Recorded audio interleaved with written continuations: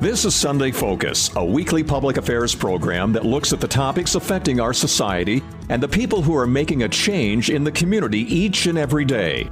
The people who have vision for the next generation. Sunday Focus presents new challenges for us, keeping you informed with topics of local and regional interest. Now the host of Sunday Focus, Christine Manica. Good morning. Coming up on this edition of Sunday Focus, we will be talking about the 605 Unity Jam this June in Wagner. If you're looking for an event that embraces culture, music, art, and food, there's a special event in Wagner happening on June 11th. It's a day of learning and understanding other cultures in the state of South Dakota. Dana Sanderson, along with Wagner High School students Sabrina and Jennifer, joined the show to talk about the organization and the 605 Unity Jam on Sunday, June 11th. More details can be found on the 605 Unity Jam's Facebook page. That's all coming up on this edition of Sunday Focus. Hey, good morning, everybody. Good morning. How are you? Yeah, you can swing around the mic. Go for it. Say hello. Good morning. Good morning. Well, thank you so much for making the drive up here to come chat with us today. Now, let's get started with first things first. Tell us about 605 Unity Jam and how this got started. Well, it all started off with a simple conversation. I was talking with some folks about how there's no place to play music anymore, those kinds of things, and pretty soon it turned into something more. And we started talking about culture, and I had been a counselor at Wagner School for 40 years, and I had come away with some thoughts and opinions about the community and those types of things. And I said, you know what we need to do is need to find a way to start working together a lot more than we did in the past. And this idea then grew out of that. So I put a group of people together, and we all knocked everything around, came up with a title because we decided unity was probably one word everybody would understand. And the more we talked, basically what ended up happening is I made a comment that I think kind of said everything. And I said, I've been in the school for 40 years. And I've lived in the community, and what I've watched is an awful lot of people from the white community and the Native community spend a lot of time over those 40 years pointing their fingers at each other, blaming each other for all these different problems that were out there. I hadn't seen how that helped anything. So I talked about that, and then I went to the Yankton Sioux Tribe leadership, told them how I was feeling, and they agreed with me. So I went to the Chamber of Commerce, and I talked to them about this same thing. And everybody was in agreement that we need to do something more than just point fingers at each other. And so then we came up with this idea. And what brings everybody together? Music, food, dance, those kinds of things. So we decided, let's use that as a way to get everybody in the community to come to one place, one day, do something together, and let's get everybody to help in doing it. And so what ended up happening then was we came up with a variety of activities and ideas, and then how can culture be understood by somebody who doesn't know anything about those people? The same issue is true for whether you're a Czech person, Hutterite person. We have some Mennonite people who have been interested in what we're doing, and a lot of Native people. And since I was an Indian counselor for basically 40 years, I had a lot of people I knew, asked them for help, and next thing you know, we got an event. The one thing, though, that bothered me was the fact that you can put an event together, it sounds really good, everybody's for it, everybody goes, and in a couple of days, you don't remember you went. So the value disappears. So what can we do to make it last? And that's how we ended up with all the things that we're doing. Yeah, I want to go back with what you said, how you noticed issues and just conflicts between the community. Does this date back a while, something that you've noticed always, or is this within the last couple of years? Because one was the 605 Unity Jams. When was it created? When was the first one? 3 years. Well, this is our third year. Mm-hmm. But I came to Wagner in 1975, and life was a lot different then. And so my job was to try to help students go to school, finish, get a future, those kinds of things. And I got to know an awful lot of the families over the years and became friends with a lot of families over the years. And when I'm retired, I have this time to start looking at, well, what can we do about some of the things that I wished were different? And that's kind of how this all came about. Yeah. What's the purpose of the 605 Unity Jam and the event? In the end, it's about bringing people together, taking a chance to maybe get to know that person. Most everything we're doing with our event is tied with having to work together as a partner, which isn't always that easy to do. And probably later on, as we're talking, we'll explain what we did to try to make that happen. Mm-hmm. And just getting everybody together for one day to do one thing together. And if you can do one thing together, maybe you can do a second. Yeah. That's what this was about. Absolutely. Does the 605 Unity Jam have a mission statement or pillars? Because sometimes a group or event, they follow some sort of mission statement in mind. And my guess is unity, community, anything involving just getting together. Well, probably one thing, and we talked about this on the drive here. Mm-hmm. If we had time to say one thing, probably we would focus on the fact we want to increase cultural awareness, understanding, acceptance, and an appreciation of what other people are about. Yeah. So everything's built around that. It's interesting how you say, stuff is way different from what it was back in the 1970s.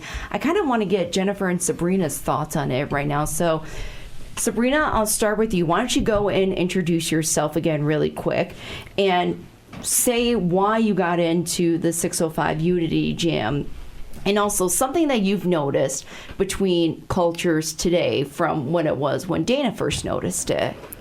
Well, my name is Sabrina Kreber. I am a junior at Wagner Community School. And the reason why I joined the Unity Jam was because I really like helping people, and I really enjoy seeing people really happy and just seeing everyone get along and having all the culture together, and just a lot of traditional things that some people don't know that are from different cultures. Mm-hmm. And yeah. Okay, yeah. Jennifer, you can go next. Hello, I'm Jennifer Barnett. The reason I joined this committee is, well, when it first became a thing, it sounded exactly what I wanted in the community. Those are things that I'm really passionate about: music, art, and culture. Those are the three things that I love most. And oftentimes in this community, I didn't really notice us coming together. There's always been a kind of a wall set up. Even though I had many Native friends, I feel like we never talked much about our cultures, and the school didn't set up many things to encourage that, especially with music and art. The main focus is sports at our school, and so I loved having this opportunity where people could come together through music and art. And it's an event where we can celebrate each other's differences, which is super powerful to me, and I'm so glad I can be a part of planning this event where we celebrate that. So those are my reasons. Yeah, awesome. If you are just listening right now, I'm being joined in the studio with Dana Sanderson, and he also brought Sabrina and Jennifer. They are talking about the 605 Unity Jam in Wagner happening on Sunday, June 11th. I gotta ask, and Dana, maybe you can start with this one first. Does social media make a difference when it comes to understanding culture and when it comes to not being so ignorant? I hate to put it bluntly like that, but seriously. I think it helps and hurts at the same time. It's an opportunity to tell people and share ideas, but it also becomes a source for people who want to strike out at somebody else who's different, and they want to hide behind social media to do it. So it's good and bad at the same time. So that's kind of a hard question to call it out. But the thing is that in the end, it is what we have, and that is what people do. And so I'm a big believer in trying to find out how you can make tomorrow better than yesterday, and try to find every way possible to do that. And social media is going to play a role in that, whether we want it to be there or not. Yeah. Jennifer, I'm going to ask you that same question too. Does social media make a difference when it comes to understanding culture today? Yeah, I mean, a lot of people, because I feel like the source of judgment comes from lack of understanding, lack of knowledge. And through social media, I feel people are more exposed, which is one of the benefits of social media. Even me, I can learn about other cultures around the world through social media, and bringing it to attention. Through that, it's a great resource that we use. And it'd be kind of hard nowadays to try to get that information out without that resource. Yeah. Sabrina, same question for you too, because look, I may be young, but even social media from back in my day, it's changed so much. I mean, before TikTok, believe it or not, there was something called Vine. So it's basically like a copycat of it. But yeah, Sabrina, same question. Does social media make a difference when it comes to culture and understanding? I think it does, because a lot of people, I say, don't understand some culture. They're like, why they do it and what it's for, and like stuff like that. And social media plays a big part, because I say that if you wanting to get to know more cultures and stuff like that, it will help you understand better. But at the same time, you can't always believe it, because after all, it is social media. Mm-hmm. So some of it could be false and some of it could be true. I don't know. No, I think it's a tough question. That's a good response. I want to say to Dana, it's great to have Sabrina and Jennifer not only on the committee but in here to talk about this kind of stuff, because with social media nowadays, you can get 605 Unity Jam out there in the public, and for people to understand what you guys are all about. Is that kind of what your jobs are, just to kind of get it out there on social media? Well, the thing is that I'm going to comment on the student piece. When we first dreamed up this idea, because I've always worked around students, I've always felt that students have an awful lot to say, and sometimes they get overlooked. And we talked about this on the drive down here, that sometimes our expectation isn't real great when it comes to students. We a lot of times we'll dismiss what we think. And last year, for example, I had students, hardest working group of people I've probably ever been around. They did a fantastic job in everything. I had great ideas, because in our particular group, I want the future is going to come from students. I mean, that's where our future. Everybody else has done whatever they've done, and time's running out on the rest of us. But the thing is that they've got all these things that they can provide, ideas, interaction. And the first thing, I don't know if you guys remember, but I said, you're going to have the same right to have an idea and do everything as any adult. So at no time are you going to be treated differently because you're a student. I think that's why we're in our third year. First year, a lot of people didn't know what we were even trying to do. Couldn't understand it. Mm-hmm. But that's an advantage of where social media comes in. People have a chance to kind of see it a little bit. Now, if we bring this up in the Wagner area, for example, if you've never been to it, you at least know about it. That's all because of social media.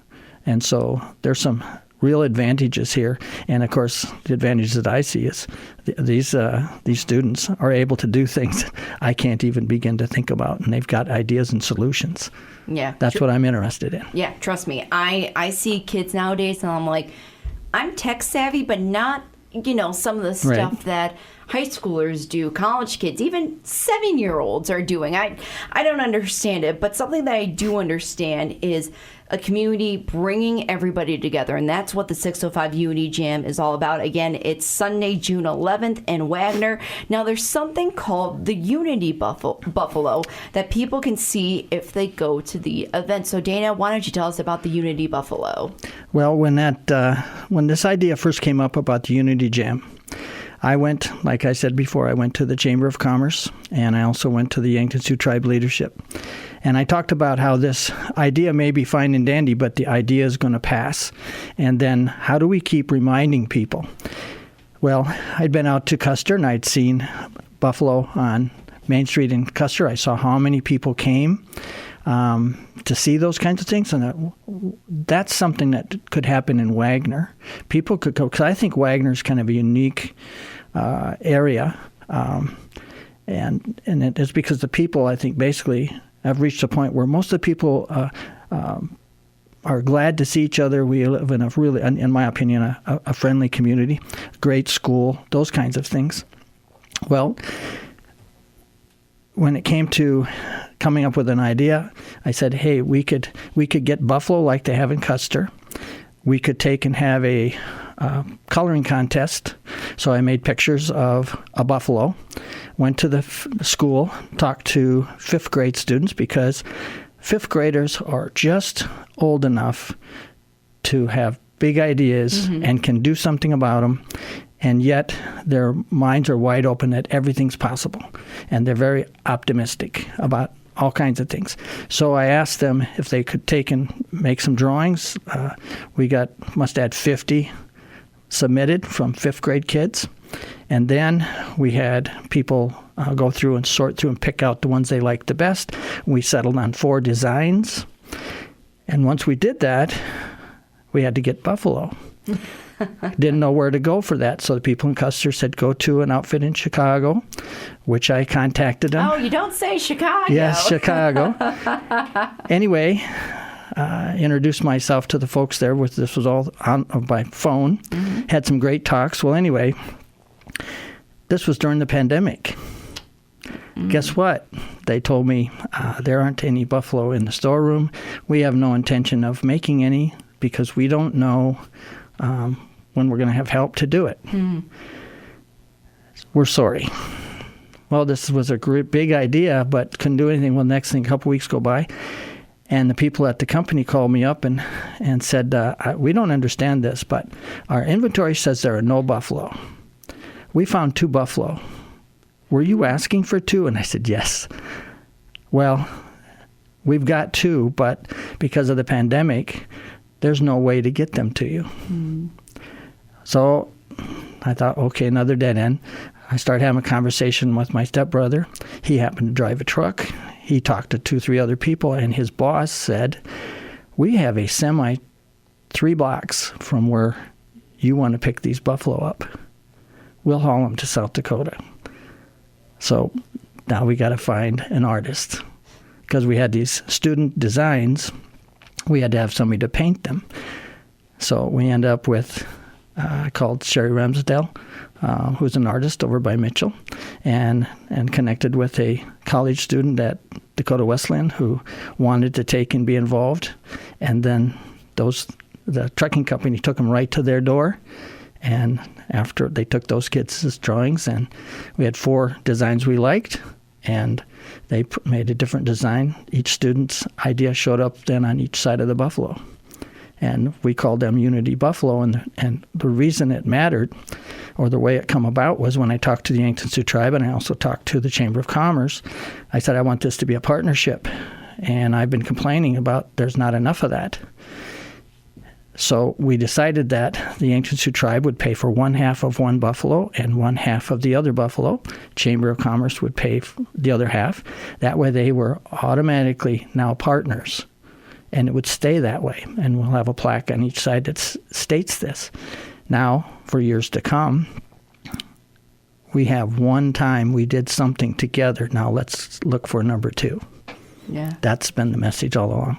And it's pretty awesome too, Dana. You were showing me pictures of each design. I know some had Mount Rushmore with the flag, and then there's some tribal symbols on there as well. Buffalo is pretty easy to pick because when you think South Dakota, you automatically pheasants or bison. Yes. One of the two. Yep, that's exactly right. And where will the Unity Buffalo be located? They'll be located. They'll be listed on the opposite side of the lake of where the park is, or where the bulk of the park is. We want people to drive through Wagner, stop, get out of their car, and walk around the lake over to these things. They're not sure what they are. They get over there and they see these beautifully painted buffalo. Mm-hmm. And then they're going to take and notice that the other side of the buffalo is completely different than the other side. And they're going to get a chance to see who designed them, because the fifth grade students' names are on a plaque, along with the artist, and the fact that it's a partnership with the Yankton Sioux Tribe and the Wagner Chamber of Commerce, which I think is pretty awesome. Yeah, it is really awesome. If you are just listening, again, I'm in the studio with Dana Sanderson, and he brought along with him juniors at Wagner High School, Sabrina and Jennifer, talking about the 605 Unity Jam in Wagner on Sunday, June 11th. Now, all right, guys, tell us about the activities that everyone can experience at the Unity Jam. Do you want to start off first, Sabrina? Yes, you do. Sure.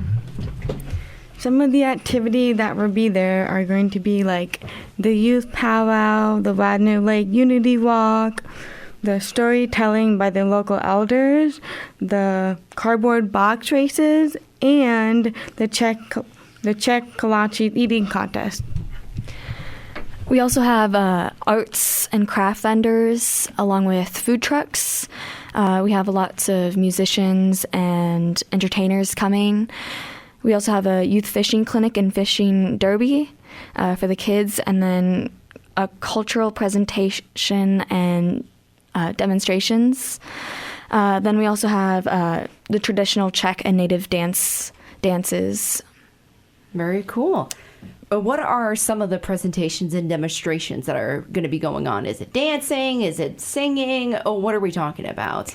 Yeah, we have all sorts. So we have, of course, the powwow. So that's the native dancers. Then we also have lots of bands coming. So we have like Kobe Jordan coming, the Kings of Polka.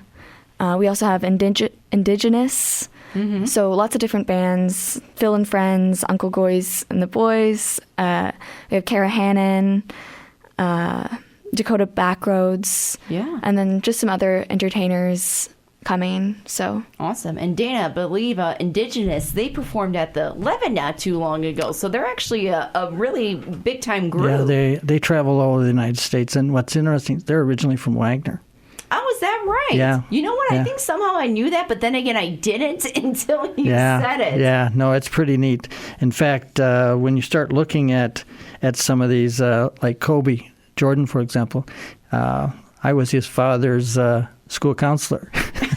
So that's the connection. When you're someplace forever, you end up everybody's your student at one point. But I think it's going to be great because we have like 7 different types of entertainment, and then during this whole event, we're trying to provide something for everybody who comes. So regardless of your cultural background, you're going to find something of interest here. We've never, ever been involved in a powwow. This is first for our event, but I've had several conversations with people that are even older than myself. Mm-hmm. No one remembers ever having anything like this held in Wagner.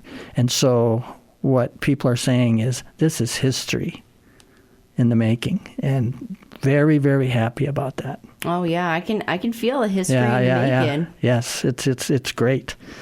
I know everybody that I've talked to can't wait for this. Yeah. So we're hoping a lot of people will come in from other areas. I know we've had some people ask about partnering because we're real close to Czech Days. And of course, some Czech dancers are going to come and demonstrate. Mm-hmm. And there's just a lot of things that people here. In fact, here's a good example, I guess. you'll take and ask somebody, you live 20 miles or 30 miles away from where these events are held. How many have you attended in your lifetime? And it's amazing how many people said, I've never, ever went. Wow. Even though these people are doing these things 20 miles from me, that kind of thing. So we're hoping that this will help break some of that down, because we want to interact with other communities as well, not just people in Wagner. Yeah. So this event, it's all about culture, community, your heritage. So just to kind of wrap this up, I want to talk about your heritage, your background, your story. I'll start. I'm a mutt. So I'm Irish, Italian, German, Polish, Bohemian, Czech, smidge of English. I'm everything that you can think of. So Sabrina, let's hear your story. Well, I am Czech, and I also do have a little bit of German in me, and I'm also Puerto Rican. Look at that. The more you know. Jennifer? So I'm a mix of things. I'm Irish, German, and Czech, and then I have a little bit of French too. Yeah. Dana? Well, I'm mostly English. All of my folks that came prior to us really, I would say, farming background. But the thing is that rural is what my history is, probably more than anything. But English should be where everybody started, because everybody we know, and I tell everybody, we all came from someplace except for the native people. Mm-hmm. They were already here. So let's find ways to interact and enjoy each other a whole lot more than we did yesterday. That's what I'm interested in. Absolutely. Once again, it's Dana Sanderson, and he brought along with him Sabrina and Jennifer. Now, why should anybody attend the 605 UD Jam? Like I mentioned before, just to gain more knowledge about different cultures so that you can have more respect. With knowledge comes respect. And just to celebrate each other's differences and realizing that we're all unique, just like everybody else. And it's what makes us human, our differences. And just bring each other together with our passions, with music, art, and culture. I think the same thing that Jenny said. I agree. I also think that people should come because it's a reason for you to learn about other people and to do some activities with them and maybe learn a few things that you didn't know about them. Yeah, I think it would just be a fun time. Awesome. And then Dana, just to wrap it up, where can people find out more information about the 605 Unity Jam and just to learn more? Well, I think probably I would check out Facebook. That seems to be where everybody goes. We've had all kinds of people find us that way. Facebook, we're starting to see all kinds of things. We're getting contact. I think also South Dakota Magazine. We have information in the magazine, which I'm really tickled to say is an option for people to find out. But they can also go ahead and give us a call, and that phone number would be 605-491-0804, and that's my cell number, and that's a way for people to connect, and then we funnel you to whoever is going to be able to answer your question, if that's not me. All right, awesome. Again, it's the 605 UD Jam happening in Wagner on Sunday, June 11th. Everybody, thank you so much for joining us this morning. Thank you. I'm Christine Manica, and you've been listening to Sunday Focus. I'd like to thank Dana Sanderson, Sabrina, and Jennifer of the 605 UD Jam for making the drive to Sioux Falls, for joining the program today. Once again, the 605 UD Jam is in Wagner on Sunday, June 11th. More details can be found on the group's Facebook page. Join us again next week for another edition of Sunday Focus. You know what really gets a party started? Indoor baseball. Yeah, just find a broom or a pool cue, and you can use like anything as a ball. Cans, bottles, shoes. Hey bro, toss me that avocado.